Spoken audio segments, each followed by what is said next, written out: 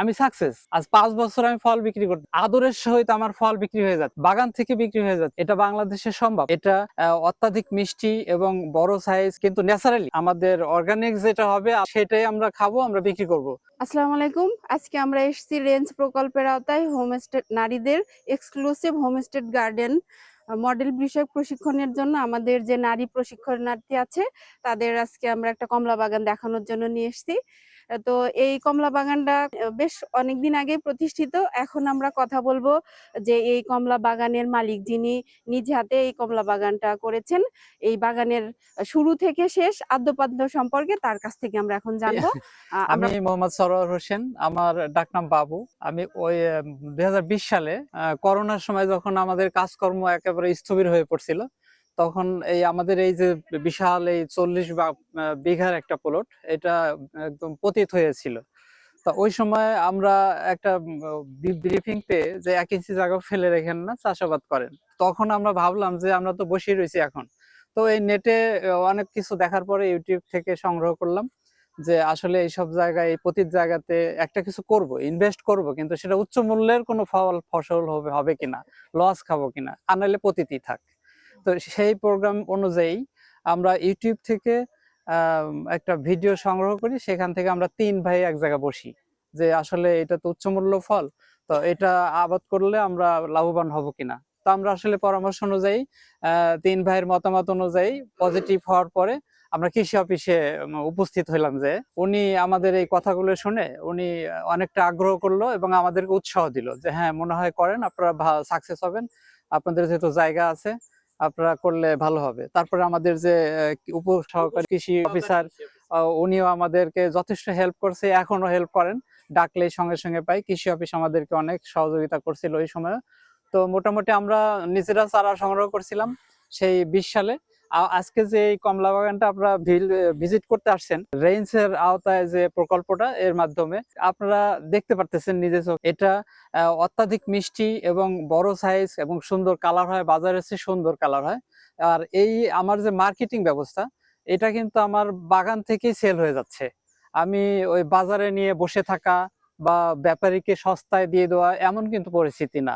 আমার এই বাগানটা যখন নভেম্বরে কালার আসবে, তখন থেকে শুরু হয় মেলার মতো। এখানে কিন্তু প্রতিদিন আমার এই বাগানে একদম প্রচুর লোকের সমাগম থাকে। ওনারা ওই একজন, যেহেতু এটা বিষ মুক্ত ফল, সেহেতু যে বাজার থেকে 1 কেজি কেনে আত্মীয় বাড়ি নেওয়ার জন্য, সে কিন্তু নিজের বাড়ি খাওয়ার জন্য 5 কেজি 10 কেজি করে নেয়। এমনও লোক আছে যে এই গাছটায় কত কেজি হবে, এই গাছের সবগুলো আমি নিব, কিন্তু আমার সময় দিবেন, 1 সপ্তাহ পরে আমি নেবো, আজকে নেবো 5 কেজি, পরশুদিন নেবো 5 কেজি, এভাবে আমি কেটে মেপে মেপে নেবো। তো এই যে একটা আনন্দ, আর আমার একটা অঙ্গীকার ছিল আমাদের 3 ভাই, যে যেহেতু এটা বিদেশি ফল উৎপাদন করব, অবশ্যই এটা উৎপাদন করতে কোনো বিষ প্রয়োগ করতে হইতে পারে, কিন্তু ন্যাচারালি আমাদের অর্গানিক যেটা হবে, আল্লাহর তরফ থেকে যেটা সৃষ্টি করে দেবে, সেটাই আমরা খাবো, আমরা বিক্রি করব। তাতে স্বাদ কম হোক আর কালার কম হোক। তো মার্শাল্লাহ, আমরা এই কমলাতে যেমন কালার পাইছি, বাজারে চিকচিক করা কালার, আপনারা হয়তো নভেম্বরে আসলে দেখতে পারবেন নিজে চোখে। এখানে বানায় বা মিথ্যা কোনো কথার প্রয়োজন পড়ে না, যেহেতু এটা বাস্তবিক একটা রূপ নিয়েছে এখন। তো যাই হোক, আপনারা এই দেখতে আসছেন, এটা বাংলাদেশে সম্ভব। আমি এইমাত্র পাংশার থেকে আসলাম।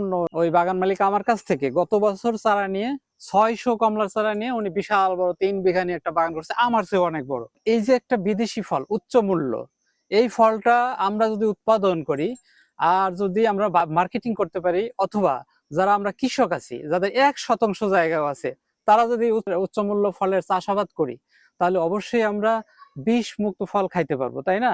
একটা কমলা গাছে যদি 20 কেজি কমলা আসে, 20 কেজি তো আমরা খাবো না, আমরা আত্মীয় স্বজনকে দেবো। তারা কি খেলো? তারা বিষ মুক্ত ফল খাইলো। তো এটা তো আমাদের অঙ্গীকার হওয়া উচিত, তাই না?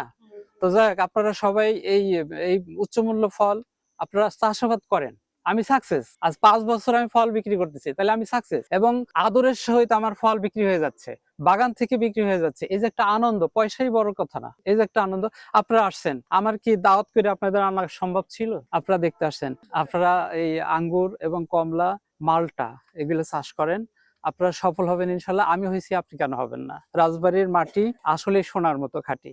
যে কোনো মাটিতে 50% জৈব সার অথবা ওই যে কম্পোস্ট, এই সমস্ত ওই যে কৃষি অফিস হর্টিকালচারে পাওয়া যায়, ওগুলো 50% মিক্সার করবেন, যে কোনো মাটি এই বিদেশি ফলের জন্য উপযুক্ত হয়ে যাবে। তারপর মাটি টেস্ট করাবেন কৃষি অফিস থেকে, আমরা করাইছি। তো এই যে একটা বিদেশি অর্থ আমাদের যে বেঁচে যাচ্ছে বাংলাদেশে, আমরা কত কোটি কোটি টাকার ফল বিদেশ থেকে আনি প্রতি বছর, কিন্তু আমরা যদি উৎপাদন করি আমাদের টাকাটাও বাঁচবে, আমরাও বেঁচে যাব, বাংলাদেশও বাঁচবে। এটাই তো আমাদের অঙ্গীকার হওয়ার উচিত, তাই না? আমার এখানে 4টা কমলার জাত আছে, তার মধ্যে পরীক্ষিত 4টাই। একটা হলো 12 মাস আর 3টা হলো সিজনাল। তো মোটামুটি 4টাই ভালো। তার মধ্যে আমি 2টার চারা অনেক চারা বিক্রি করছি। বসন্তপুরে এক ভাই, উনি 4 বিঘা করছে কমলার বাগান, হয়তো 2-1 বছর এবার ওনার ফল আসছে। পাংশা যেখান থেকে আসলাম উনি এই আমার কাছ থেকে চারা নিছে, এবং আঙ্গুরের চারা সারা বাংলাদেশে আমার আঙ্গুরের চারা পাঠাই। এবারও 2000 কমলার চারা পাঠাইছি সারা বাংলাদেশে। তো আপনারা যদি কেউ করতে চান তাহলে আমার কাছে চারা আছে, আপনারা বলবেন। কমলার চারা আপনি দার্জিলিং যেটা, এটা 300 টাকা পিস, আর ওই চায়নাটাও 300 টাকা পিস। আমি যেগুলো রোপণ করি, ফল খাই, পরীক্ষা করে যদি ভালো হয় সেটার চারা করি, নিজে বাগান করি, আর বাকিগুলো বিক্রি করি। দেশকে ভালোবাসলে বিদেশি ফল বিদেশিদের উপর নির্ভরশীল না হয়ে নিজেরা নির্ভরশীল হন। বাংলাদেশে অনেক জায়গা আছে, পতিত আছে, ব্যবহার করেন। এটাই আমার হলো সর্বশেষ অনুরোধ।